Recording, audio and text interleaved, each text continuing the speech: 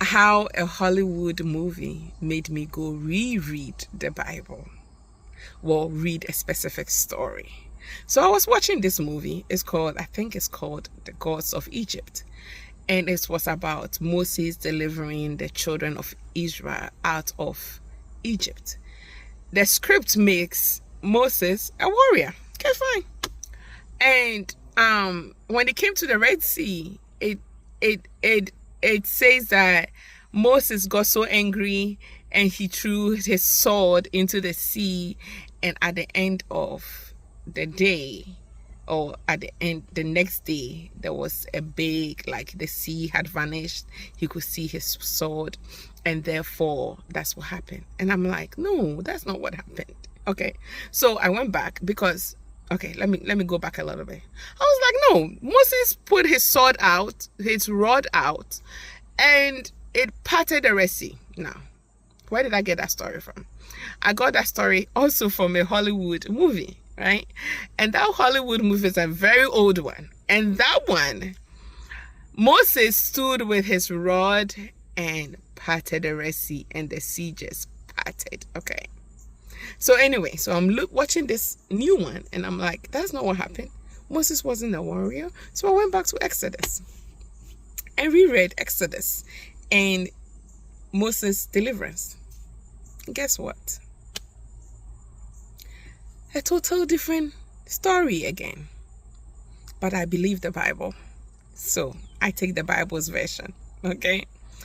In Exodus, when you read that story, when Moses had come to the Red Sea, it says that God told him, stretch forth your rod to the sea and it will part. Now, when you go reread it really good, go and make sure you read it. I'll put it in the comment. Go read it for yourself, okay? So nobody will come up with different stories for you. It says that the Lord God caused the wind to blow all night long to part the Red Sea.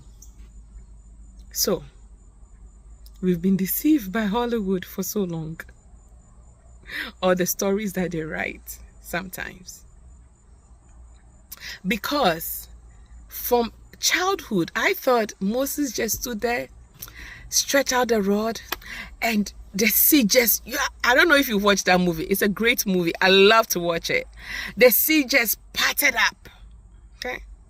Then I thought this new movie, which made Moses a warrior, was the wrong story, because it put a sword in Moses' hand, and therefore it caused me to go reread it. Listen, I have read that story. I have listened to that story. I had never ever come across, I have heard people preach about it, never come across the fact that it took an all-night wind that came from the Lord to part that sea. Have you ever seen that? If not, go back and read that story.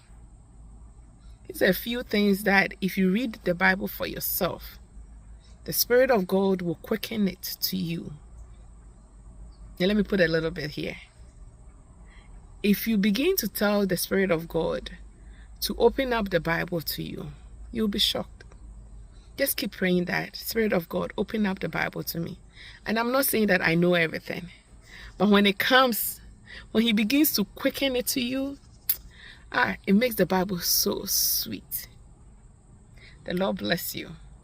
And let me know of your stories of different Bible verses and how it just came out to you and you are like, oh, I thought this story was like this, not knowing it was like that, you know.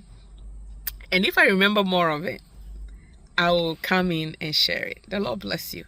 Have a great day.